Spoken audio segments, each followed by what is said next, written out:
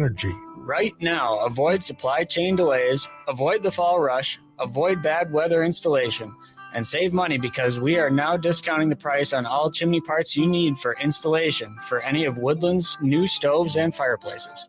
We can help you with the stove and the chimney planning. Want to do it yourself? We will help you determine all the parts needed with our installation know-how. We have been installing wood stoves and fireplaces for over 45 years. Woodland Stoves and Fireplaces has over 35 working wood, gas, and electric units on display at the corner of East Franklin and Riverside Avenue in Minneapolis. Save money. Take advantage of the spring and summer chimney discounts when you buy any fireplace product right now at Woodland Stoves and Fireplaces.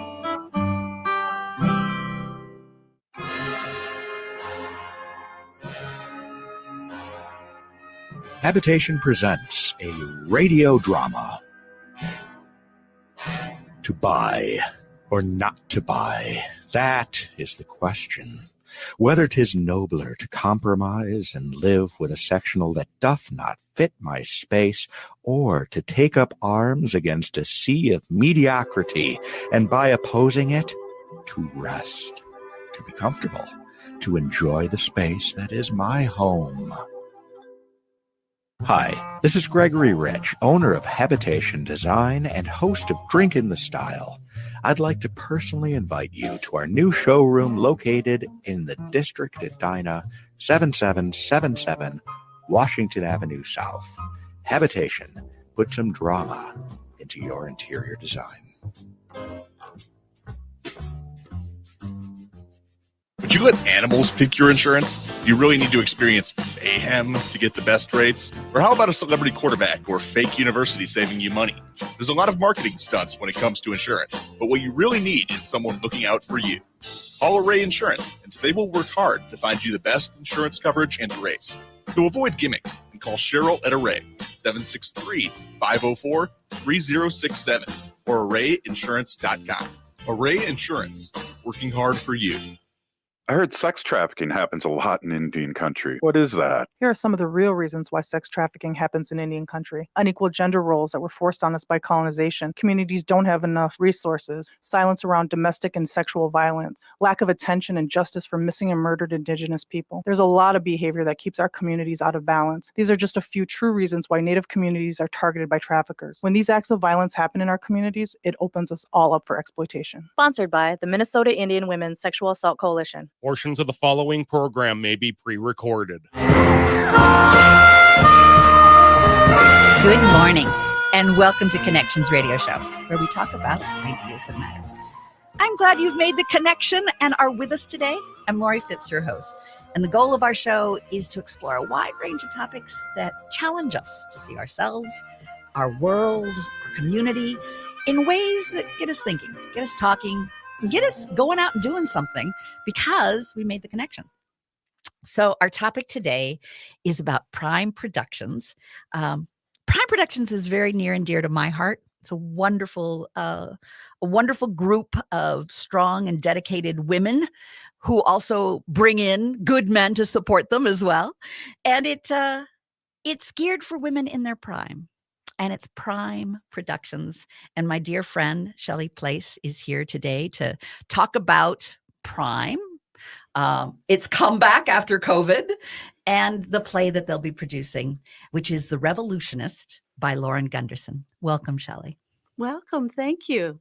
It's so good to see you. We have a history. I know. We have a history. We were just talking. We've known each other for about 10 years. Mm-hmm. We were in a master class at the Guthrie doing scene studies and whatnot. And I just adored you from the beginning. When you walked into that class and you'd come, I think you'd moved from California. I had. And you had done these great shows. Like you were you're a great comedian to begin with.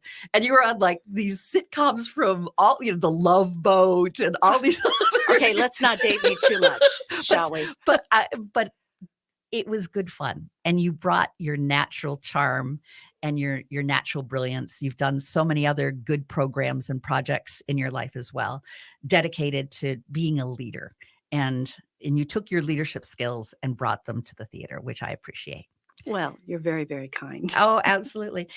For our audience, share with us the inspiration for Prime Production. You and Allison, Allison Edwards, who will be joining us in the next segment, believed in this concept. Tell us about the concept and some of your early work and what you're doing now. Sure. As you mentioned, we were all in the master class with Ray Burke at the Guthrie. And it was about this time of year when all of the theaters in town were announcing their seasons. So everybody, of course, was looking to see if there was a role that they could audition for. And as we looked through, at that time, there was about 45 theaters in town that had equity contracts, which is the professional union for actors and stage managers. And we looked, and out of all of those theaters and all of those contracts, there were 5 roles for mature women. I would say women over 50. And we could probably tell you who was going to get those roles. So we kind of looked at each other, and there had been some conversation about, oh God, wouldn't it be great to start your own company? And Allison, who was new to the class from New York, came by, and I was talking to our future partner, Elena Gianetti. And she said, have you guys ever thought about starting a theater? And Elena had just said something about that. So I looked at him and I said, well, that can't be a coincidence.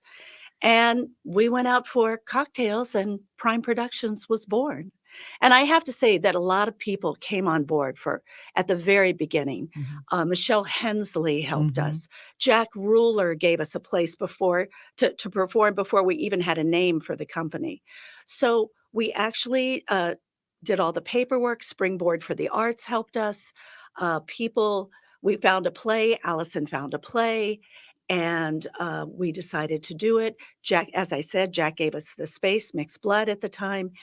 And we did a production called Little Wars with 7 women, 4 of them equity. I don't know how naive I was to think that we were going to be able to have contracts for 4 people, but we did out of the 7. And it was a success. We actually not only got a grant for it, which people said, oh no, you won't get your first grant, but we also, God, we made money on it. I mean, I was just like, there's a business case for this. Oh yeah. Yes. And I think naivete is the way to go. Because if we thought about it too much, it wouldn't have happened. But we are dedicated to find meaningful and substantial roles for women over 50. And designers as well, and our crew people. And I'm very happy to say that we have kept that. We have also become very inclusive with diversity. And now we are going not only for casting, but we've transferred that to our board members, as well as looking for new plays now that are not only about diversity in the casting, but are about stories of diverse cultures. And that's kind of the direction we're going. But this play, The Revolutionists, has been on our radar for over 3 years. In fact, it was originally cast 3 years ago. And something happened. Yeah, gee, I wonder what that was. Yeah. And then the world stopped. And then the world stopped. During COVID. And so did lots of theaters. So when COVID happened, we sort of pivoted. We have always had this play reading series called Prime Productions, a stage reading series, where we do 3 plays in 3 months consecutively at 3 different venues. And so we spread the wealth around town and hoping to gain a new audience along the way. And maintain the audience that you had as well. Right. Good people that were dedicated. And stay relevant. Right. So we took that idea of Prime Voices and we switched it to a YouTube show called Prime Voices, the Interview Series. And we interviewed women, international women from Europe and Asia and all over, as well as here in the United States, who had challenges and overcome challenges, whether it was education or poverty or whatever they were doing, grief, whatever their challenges were. And it was a fascinating thing. And so we kept going. We kept relevant during the COVID process.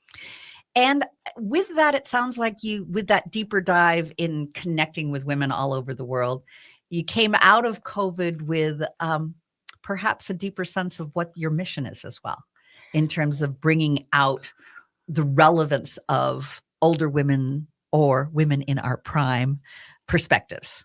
Yeah, my my little tagline has always been, our Prime Productions tagline is celebrating women in their second act. I love that. And not only do we do that, but I've always said, if you are smart and strong and sassy, I don't care if you're 55 or 105, you're in your prime. Yes.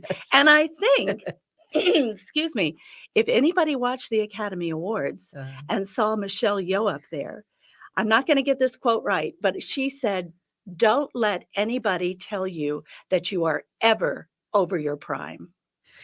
And you embrace your prime. Oh, I screamed when I heard her say that, because that's the way we all feel. Getting back to the play, why this play, and why is it? We know 3 years in the making because of COVID, but what struck you about this play that you felt, yes, this needs to be done? Well, personally, I love period history, period dramas and stuff like that. And I love comedy. So I know it's hard to think of, this play is set in the French Revolution. Sort of. During the Reign of Terror. Yes. and it's a comedy? Well, it's mostly a comedy. It has pathos to it. Yes. But what I loved about this play is that comedy is contrast. Mm-hmm. And if you take that pathos of the French Revolution and everything that was happening, and you add 21st century dialogue to it, that mashup becomes very intriguing and very interesting. More than interesting, it's a whirlwind. I tell the actors, what we have here is verbal gymnastics, because it's fast paced. You can tell it is fast. It is a wild ride, and it goes up and down and up and down, and then all of a sudden it takes a left turn and a right turn, and so it has all of that going for So it. tell us about the characters in the play. So the characters are Olympe de Gouges, who is based on a real person. She was a real playwright, a female playwright, who was a contemporary of Molière's, and whose plays were produced at the Comédie Française.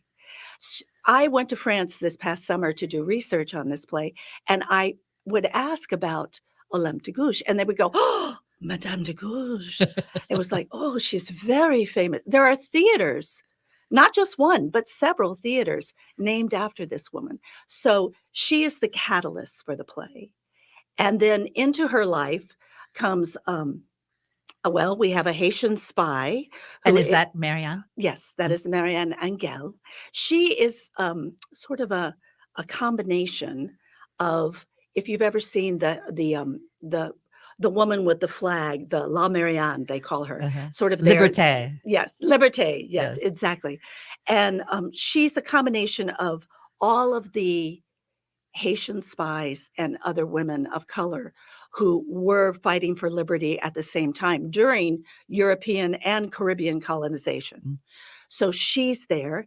And then in comes Charlotte Corday, who's on her way to murder Jean-Paul Marat. And lastly... Because he must die. Yes. And lastly is the lovely Marie Antoinette. In her own little strange world. Yes, but she is sometimes unexpectedly profound. Yes. And what I want our listeners to know is that what I love about what the playwright does is that these characters are based on real women, real transcripts, and real executions. Okay. So you've got that. And in the meantime, they form a bond and a sisterhood, sometimes not starting out that way. But I always say that, we know history. And actually, Ms. Gunderson has really done her research. And real history is sprinkled throughout this dialogue, this very witty dialogue. And I find it interesting that it's really a play about making those connections. Yeah, oh, absolutely. You're spot on there. Excuse me. It is. And how she writes those connections and how those connections change are the arc of the play. And as you're saying, go one way and then you take a quick left. You have expectations that she leads you up to be thinking, and you have preconceived notions, perhaps, of the revolution. One of my favorite lines is they ask, Marie Antoinette asks so you're not a queen. And her response was, I'm a revolutionary and a mom. Yeah. And think about today. Yeah. Think about today. I mean, everything from, is it relevant? Yes, it's relevant because these women are fighting for their rights. They're fighting for their souls, and they're fighting for their survival. Yeah. So think about everything that's happened today from the ERA. We still have to work that, right? And everything from Roe versus Wade, everything, going around in our lives. And a lot of those people who are out there in those marches and who are now governors and senators and all of that, they are moms. Look at Nancy Pelosi. Right.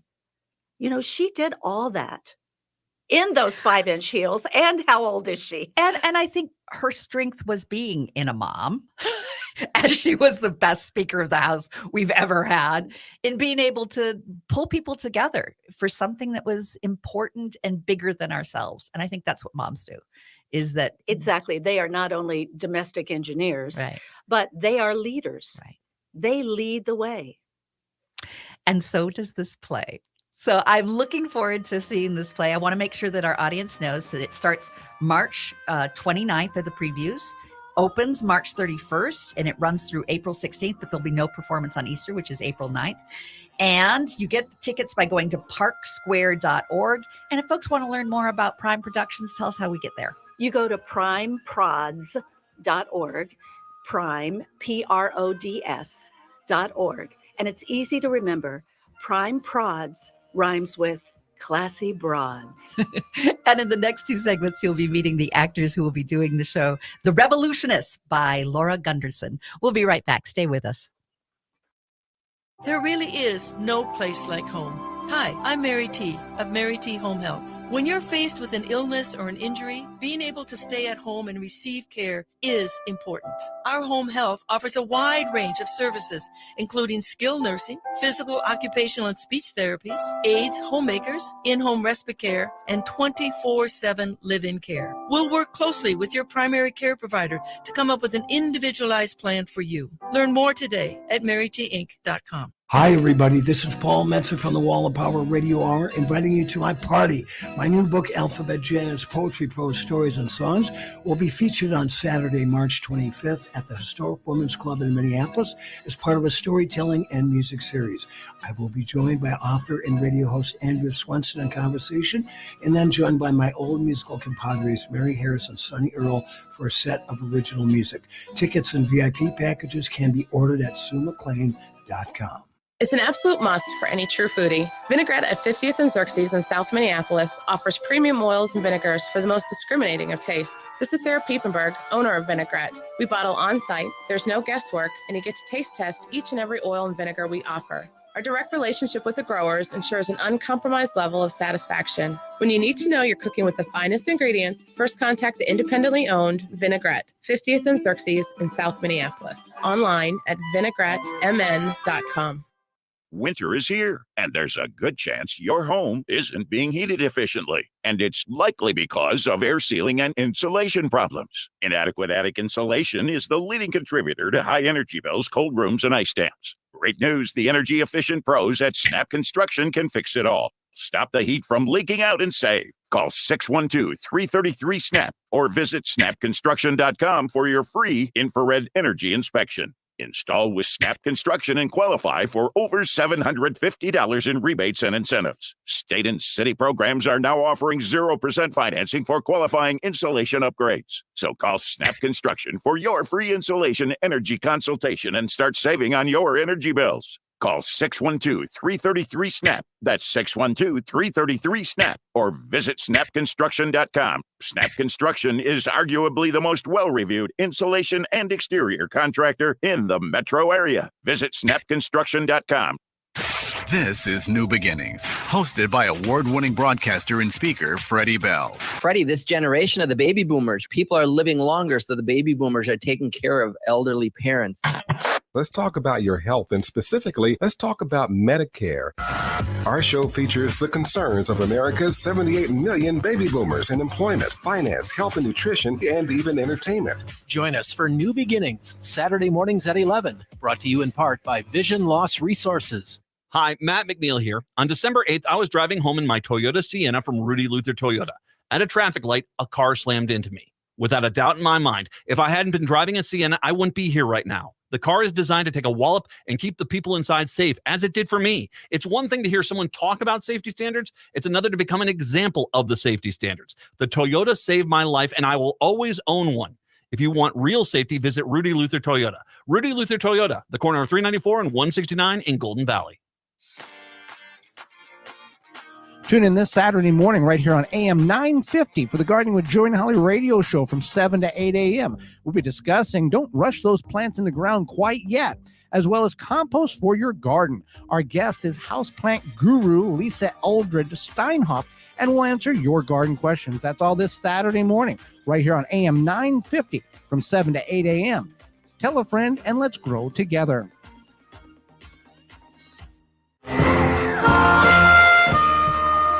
Good morning and welcome back to our Connections radio show where we talk about ideas that matter. I'm Lori Fitz, your host, and our topic today is Prime Productions and their upcoming play, The Revolutionists by Lauren Gunderson. In our last segment, we had Shelley Place, who is one of the founders of Prime Productions, telling us about the play and the origins of Prime Production.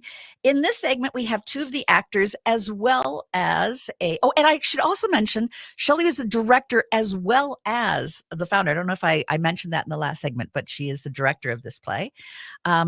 Allison Edwards is also a founder of Prime Productions. And we have with Allison in this segment, Tia Tanzer. And Tia we'll learn a little bit more about her character in just a moment. But I'm going to start with Allison. Allison, I asked our friend Shelley how it got started and why it was important to her to create Prime Productions. And I want to ask you what was your reason and what was important to you in creating Prime Productions? Well, I would say as a woman of a certain age. In our prime. My prime. I was very lucky. I acted in regional theater all over the country for years. I am in a minority of people who had health insurance through working as an actor for almost 20 years. But then I hit 50-ish, and I went from working 2 or 3 times a year to working once every year or two. And it became really and the roles that I got when I worked were amazing. I got to do Who's Afraid of Virginia Woolf. I got to do Wit. I got to do Doubt. They're amazing roles, but you're the only woman your age. You're the only person your age generally in shows like that. And it begins to get lonely. And so that's part of why I was based in New York for 40 years. And that's part of why I moved to Minnesota. And then to find people with sort of like minds, it just became something we needed to do to address this situation that older women get portrayed as the butt of an incontinence joke, or the senator's wife and not the senator, which we like to say. Wallpaper in the back. Yeah. So that's sort of what we've been trying to address, is finding plays that allow mature women to play full, flawed, fabulous characters. That's one of the questions I had for you. Do you think it was based, the lack of women's roles that you were finding was based on the choice of the plays, or that there was not enough plays that were looking at really meaty issues that women could bring to life? Oh, it was absolutely that there were not enough plays because I did some research and women that plays that have a female protagonist were infinitely less likely to get produced. So the plays that were written would not do that because the playwrights wanted to get their work performed. Mhm. And the other thing that happened that I thought was really interesting, and this was from women playwrights, is that what they would do is they would have a female protagonist, and this is a female of any age, not just a mature woman, and they would surround her with a bunch of men So that so that then their play would get produced. Mm. And so yes, so that's our ultimate goal is to be able to afford to commission work, but and that's isn't expensive. and isn't it wonderful that you have a play coming up that have 4 women in it? Yes, it is. And how did you decide on this play? I actually was the one who read it Uh-huh. and went, "Oh my God." I am a huge fan of very theatrical theater. Mhm. I did Shakespeare for years, and that was one of the things I loved about it was that it's very theatrical. It as Shelley said, it's a wild ride, and it Mhm. really is. It's smart and funny, and so we were very lucky that we became interested in it, and then Park Square became interested in it, and they approached us about doing this as a co-production, Oh, which nice. was really nice. So tell me about your character. Well, I am playing Olympe de Gouges, the playwright, and the thing I love about her is that women over history have always had problems um, being their own artist. I mean, frequently there is a theory that female geniuses were the ones that were declared witches I believe that. because men and the rest of This society is scary. didn't These know, are- yeah, didn't know how to deal with them. Mhm. So they hid their light under a barrel. Women would write under a male name or under their husband's name. And Olympe de Gouges realized that she was married off very young, and then her husband died, and she became a widow. And once she became a widow, she had power that she would not have as a wife. So she had a long-term lover who she never married. It would have not been her best interest. Exactly. Exactly. And so that she was able to be herself as she wrote plays and joined the revolution and really, wrote pamphlets and tracts and the Declaration of the Rights of Women and the Female Citizen. Yeah. And she was able to do it under her own name. And they also believe, goodness knows there's no way to prove this in retrospect, I don't think, but they believe that she was ultimately executed because of her writing, not because she was a woman. Mm. And I think that's just amazing. Yeah. So With that, we also have another actor joining us in this segment. Tia Tanzer, you are a fictitious character, as we learned from our friend Shelley, Marianne Angel, correct? Sure. Oh, no, Angel. Angel, there we go, Angel. And Marianne Angel is sort of the liberté, the spirit of revolution. Mhm. Tell me about your character. Well, she is kind of an amalgamation of some of the heroines of the Haitian Revolution. So women like Sanate Belair, Marie Jeanne, Grand Toya, women that we don't, because of the way history is learned and taught and propagated in Western culture, we don't have a ton of great sources on their lives and what they did after and how they lived and died. But the playwright's imagination has taken what we can find and created this woman who is many things, a friend, a wife, a mom, a daughter, but also incredibly dedicated to the cause of freedom, which means absolute abolition of slavery and rights for women as well. Social action and making it happen. Big time. And the spirit. Mm-hmm. So Tia, tell me a little bit about coming to this role. Okay. You had probably some expectations about what this role was going to be. How has doing this and being in this play, what has surprised you as you've developed this character?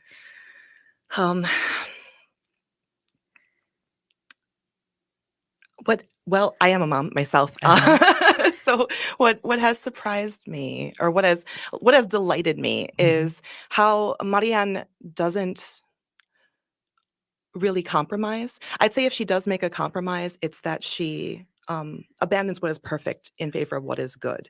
Her friends and the women she meets in this play don't always align with her ideologically, and that impacts their personal relationships. But she learns, I think, to meet them where they are, and kind of use what they have together to get it done. And in that process of connecting for the greater good, what are some of the struggles that your character faces in making those connections?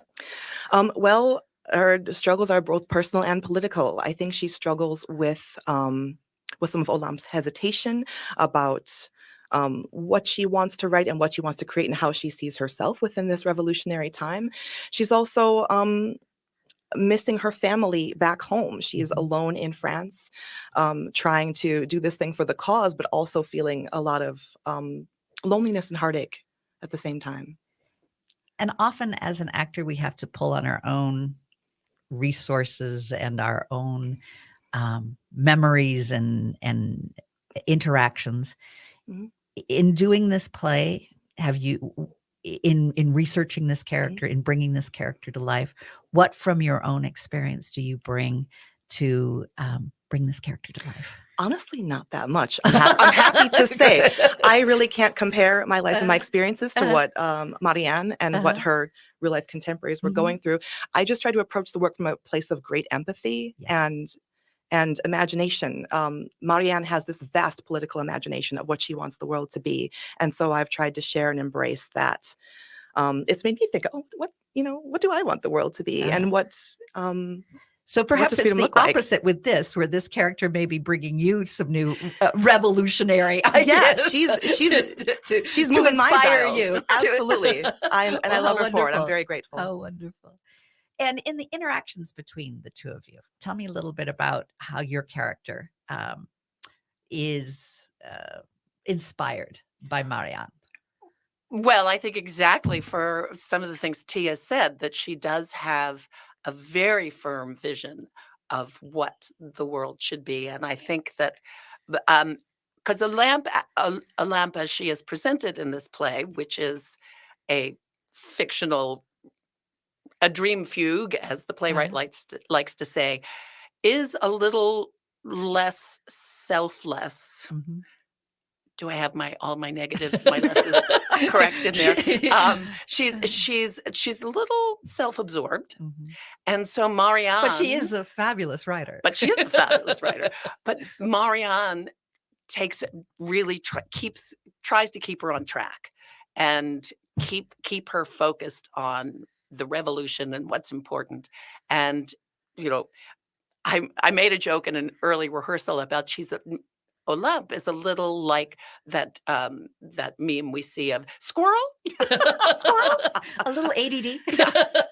And that's another thing that Marianne really helps her sort of ground herself and ground what she wants the world to be, because she is a very passionate member of this revolution and what she wants for women and France.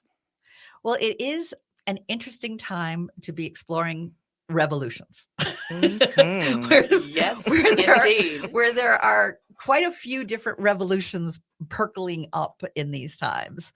I know in our next segment we'll meet Marie Antoinette, but you both have relations with her as well. Give me a little preview of your relationship with Marie Antoinette.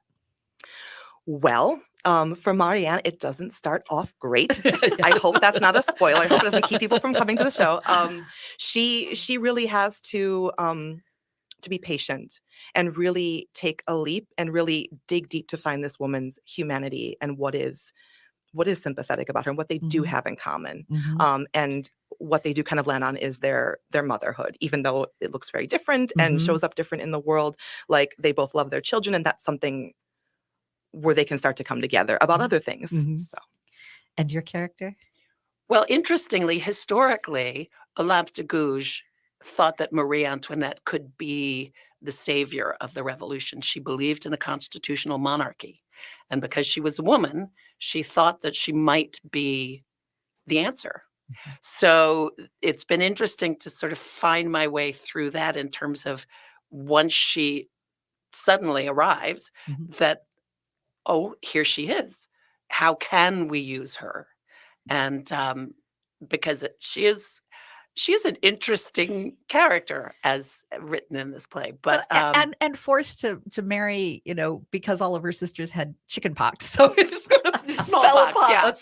Sorry, it fell upon her to take on that role, right? But which is kind of an odd, we think of her as being this just spoiled little girl that had played in the farm, in her pretend farm, right? But anyway, my character, Olambe, sees her as having a purpose in this revolution if she can write it right. And with that, we'll leave it to Marie Antoinette in the next segment to share a little bit more as well from her point of view in the play. I want to make sure folks know how to get tickets. You can go to parksquare.org for tickets. It opens in previews March 29th. March 31st is the opening. It runs through April 16th, except there won't be a performance on Easter, which is April 9th. For more information on Prime Productions, you can go to primeprods.org. And thank you both for joining us and telling us about your character. Tell us about pleasure. And highly encourage. Our show is all about making the connections and then going out and doing something. So what I want the audience to do is go out and get tickets for this play. Our theaters need us. Many theaters out there are having challenges. Your support for this theater will be supporting theater in our community and growing theater in our community. So stay with us. We'll have two more of the actors of The Revolutionists by Lauren Gunderson share with us in the next segment their characters. So we'll be right back. No matter if you're eating out or cooking something at home, eatlocalminnesota.com has you covered with a list of locally owned restaurants and food purveyors. Locally owned Vinaigrette has been offering the finest olive oil and vinegar since 2009. Reintroduce yourself to all the many flavors by tasting before you buy. From darker white balsamic to cold-pressed extra virgin olive oil from all over the world, there is something for everyone. Vinaigrette, located at 50th and Xerxes in Minneapolis, or at vinaigrettemn.com. The Park Tavern is your go-to destination for fun. Enjoy the fantastic food like their pizzas, burgers, and sandwiches, the best bowling in Minnesota, their wildly popular outdoor patio, great drink specials, all the big games on their numerous screens, and it's the perfect place for your next private event, even large gatherings for over 200. The Park Tavern is your go-to destination for everyone. Have fun at the Park Tavern, Louisiana Avenue, north of Highway 7 in St. Louis Park. Tune in this Saturday morning right here on AM 950 for the Gardening with Joy and Holly radio show from 7 to 8 a.m. We'll be discussing Don't Rush Those Plants in the Ground Quite Yet, as well as compost for your garden. Our guest is houseplant guru Lisa Eldred Steinhoff, and we'll answer your garden questions. That's all this Saturday morning right here on AM 950 from 7 to 8 a.m. Tell a friend and let's grow together. Hi, I'm Mary T. of the Mary T. family of companies. Our new Camellia Rose Assisted Living and Memory Care is a bold reimagining of what assisted living can be. Our emphasis is on creative meals, outdoor walking paths, and a spectrum of restorative therapies and activities. We are founded on a history of care.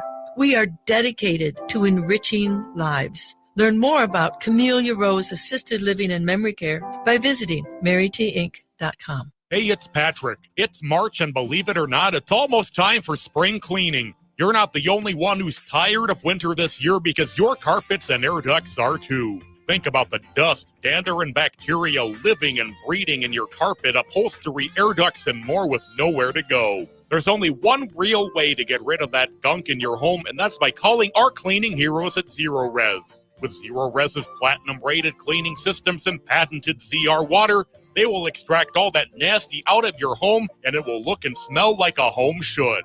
And with the Zero Res Gotta Love It guarantee, you know they will take care of you.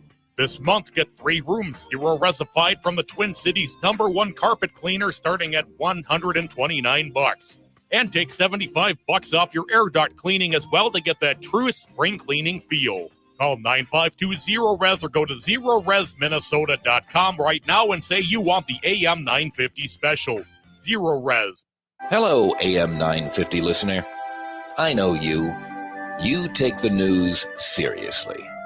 When you read the headlines these days, it makes you want to hang your head down and cry. Well, to hell with that. What you need is a laugh from the left.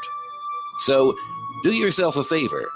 Listen to Facepalm America with host Beowulf Rockland every Sunday night at 9. Prescription products require an online consultation with a healthcare provider who will determine if a prescription is appropriate. Restrictions apply. See website for full details and important safety information. Subscription required. Hey guys, did you know there's a generic form of Viagra that works just the same but is 90% cheaper? And you can get it online? Go to 4hims.com/joy. At Hims, you'll get a free medical consultation and discreet shipping if prescribed. You'll love your results. To start your free online visit, go to 4hims.com/joy. That's FORHIJOY. Why must the world be so cold? They've gone against what was told. Thinking rape is cool? Think about it. They think it's not wrong, violence against women, the rape, the abuse, the emotional, physical. They all hold the hate. Think about it. Is it right or wrong? What attracts you? I'm not saying no names, but you laugh. Talk about it like nothing is wrong. Think about it. They all hold the hate. Gotta stop the violence. Stop the hate. Think about it. Sponsored by the Minnesota Indian Women's Sexual Assault Coalition. Welcome back to Connections Radio Show. We're having so much fun today. I'm so glad that you're with us and making the connection. I'm Lori Fitz, your host. And our topic is the Prime Productions play The Revolutionists by Lauren Gunderson. We've had a chance to talk with the director and founder of Prime Production, the director of The Revolutionists, Shelley Place, in our first segment. In the last segment, we had the co-founder of Prime Productions, Allison Edwards, and Tia Tanzer, who shared about her character, which is sort of the spirit of revolution. In this segment, I have Jane Froyland, who is Marie Antoinette. Hello, glad to be here. We're glad you're here. And Jasmine Porter, Charlotte Corday. Yes, thank you for having us. So glad you're here. Prime Productions is a wonderful theater company dedicated to women in their prime and commitment to bringing good plays to life. This is an excellent play that takes you on an adventure with 4 women who are revolutionists. Although I'm not sure I could consider Marie Antoinette. I was wondering if you were going to come to that. Yeah. A pause there. Not something I would tumble to as a revolutionist. But let's start with Marie Antoinette. So you want me to defend Marie Antoinette again? Man, you know, she's been dead for over 200 years and we're still defending her. No, I'm just She is a character. I mean, I have an empathy. Yes, for absolutely. Marie Antoinette. I think she was forced into this marriage very young. I think she wanted to connect with people and she created her own little fantasy world at times. Absolutely. Yeah. And she loved her children. Yes, I know. I love it. Yeah. You know what? When I make the arguments for Marie Antoinette, those are the same boxes I tick. Like, yes, she loved her children. She seemed nice, you know. The let them eat cake probably was not a good tip off to her character. And thank you for that segue because, well, she never said that is the short answer. But again, over 250 some years later, we are still associating her with that quote. So my argument is Marie Antoinette a revolutionist? Not necessarily, but I think she is the best symbol that we have for kind of the raw deal that women get in the media.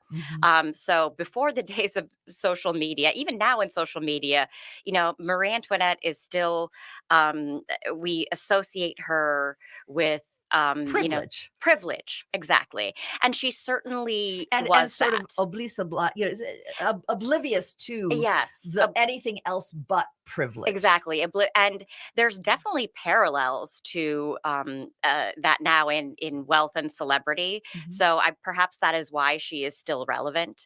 But I think I don't think you're wrong in saying like she's not a conventional revolutionist, but I think it is it's most fascinating to me that we are still fascinated with Marie Antoinette, especially considering we don't really know her. We know her legend. It's the same way that we know the legends of many well-known people, even though we really didn't know them. Like she was like the OG celebrity, if you will. Well, I think there's a fascination, you Mhm. know, Yeah. for the rich and famous. Absolutely. And here she was the queen. Mhm. So add that to, you know, power Right. with rich and famous. And we're fascinated by both of those things too. and yet we want to tear them down Yes. at the same time, as much as we want, because there's an inherent uh, imbalance Mhm. that folks, even though we're fascinated at one point, it's a dangerous place to be.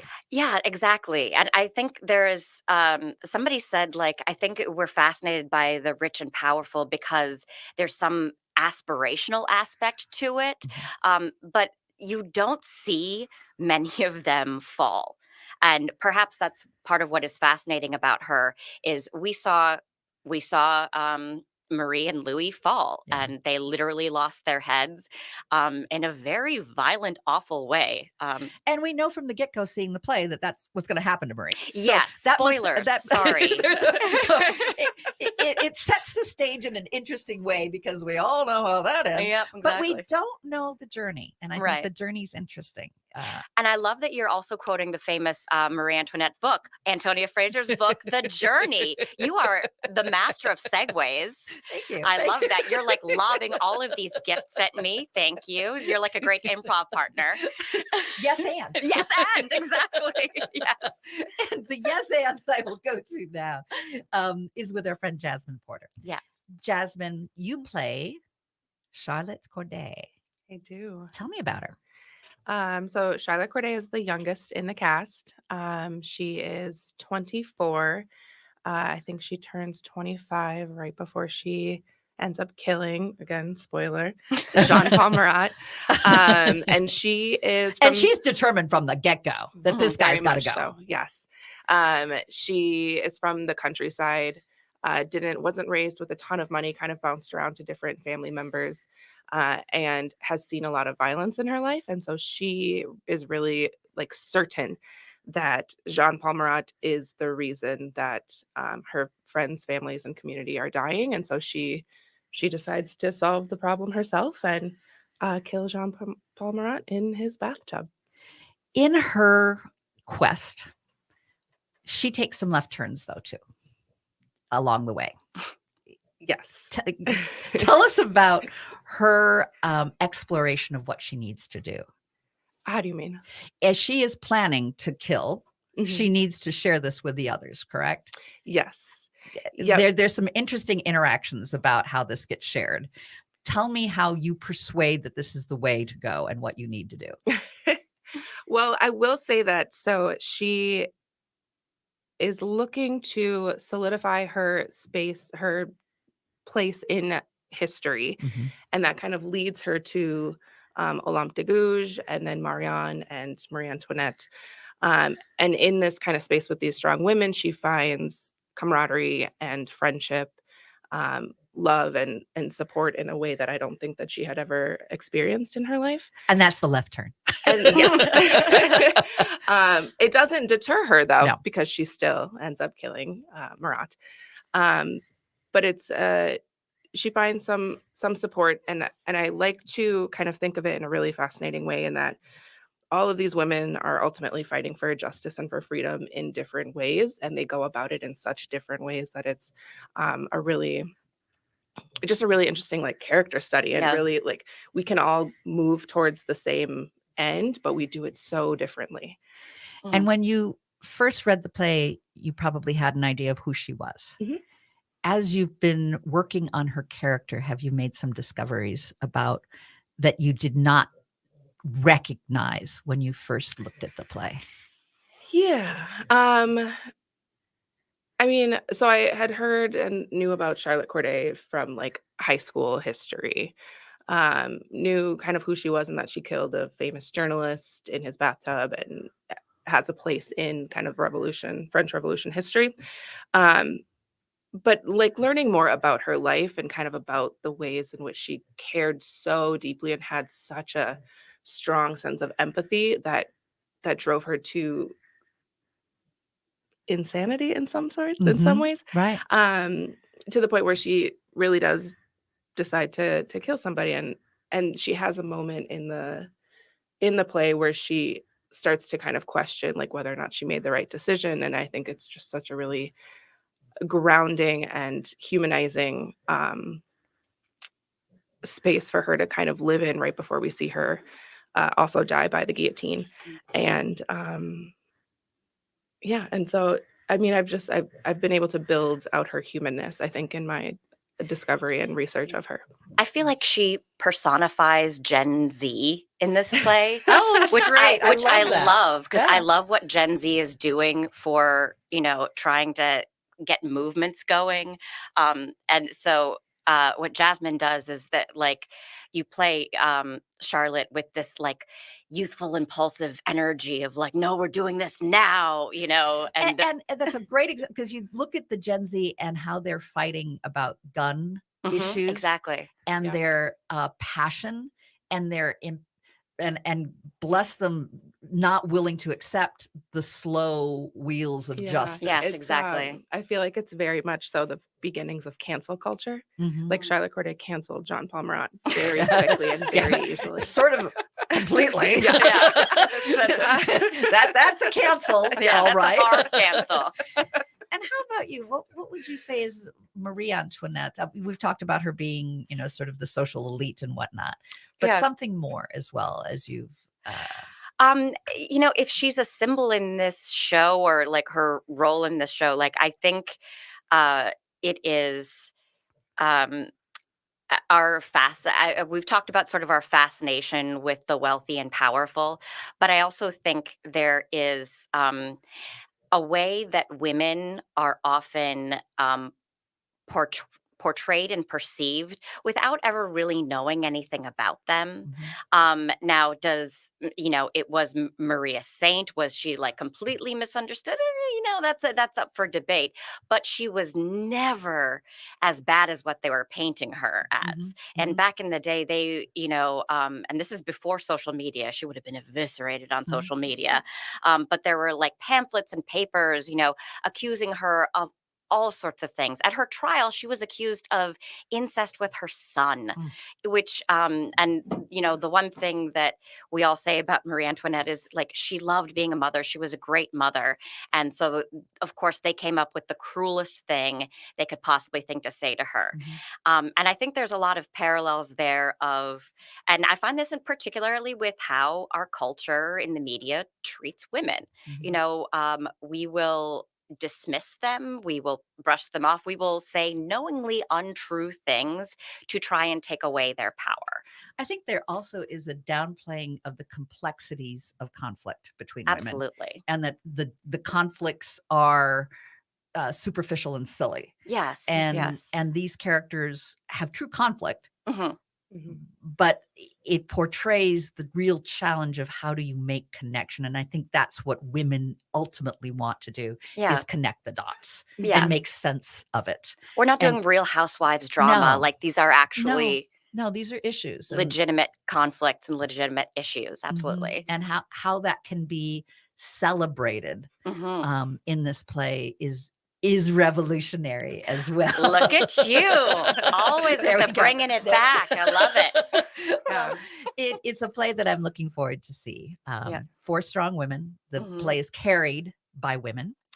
It's at Park Square. I want to make sure that the audience knows how to get there and what the time is, all that. I said it at the top, but I want to say it again. The play previews March 29th. It opens March 31st. It runs through April 16th, but there is no performance on Easter, which is April 9th. To get tickets, you can go to parksquare.org. To learn more about Prime Productions, that is the partner to Park Square. You can go to primeprods.org. We've got just about a minute left. Is there something that you want to leave the audience with to think about in coming to this play? I'm going to give you a chance, and I'm going to give our friend, I'm sorry, I've lost your name here, Jasmine Porter, a chance as well. Oh my goodness. I think it's really, this is a really good show. It's being produced all over the country. It's both funny and poignant and interesting, and you definitely want to go see it. I'd see this play. I will. Whatever I do. Jasmine. I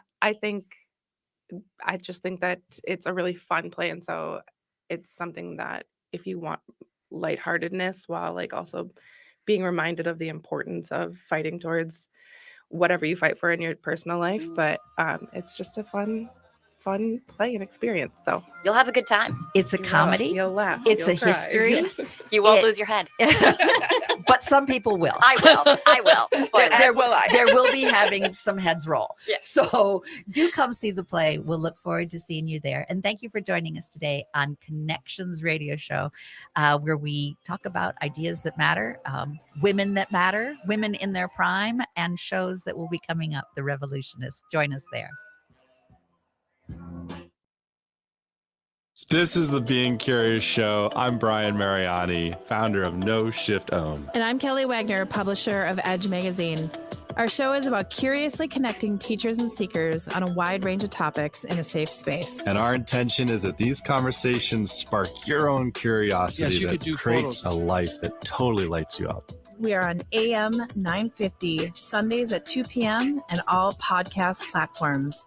See you soon and stay curious. This is Gregory Rich, host of Drink in the Style and owner of Habitation Furnishing and Design. People often ask me, why habitation for my home? Well, I could give you hundreds of reasons. I could talk about the extensive collection of furnishing suppliers or our exceptionally talented design team. I could talk about service, but the truth is, habitation clients come back room after room and home after home, and that speaks volumes. Habitation, put some drama into your interiors. It's Brad Friedman, your friendly investigative blogger, journalist, and host of The Bradcast on AM 950, KTNF, St. Louis Park, Minneapolis, St. Paul, the progressive voice of Minnesota. I'm Rick Smith, and this is Labor History in 2. At some point in your life, you may have had someone call you a Luddite. Maybe you had a hard time programming your DVR or working the latest app on your smartphone. But at some point, technology gets the best of us all. But did you know the term Luddite has its roots in labor history? And on this day in labor history, the year was 1811. That was the day that British textile workers, known as Luddites, led an organized protest against new technology being implemented in their industry. The Industrial Revolution had transformed textile work in Great Britain. Water and steam powered new machines that sped up work and diminished the need for highly skilled labor. Skilled workers saw their wages slashed. A long war with France further devastated England's textile trade. One group of workers impacted were stocking makers in the Nottingham area. Angered by their loss of income, the workers decided to act. They gathered for an angry protest. They were inspired by stories of an apprentice stocking worker named Ludd, who was said to have broken his equipment in protest against an unfair boss. Whether the story of Ludd was real or a legend, the protesters became known as Luddites. The Nottingham Journal reported the workers, quote, proceeded with a premeditated determination to destroy some stocking frames employed in the area. The protesters spread across northern England as workers smashed the stocking frames with sledgehammers.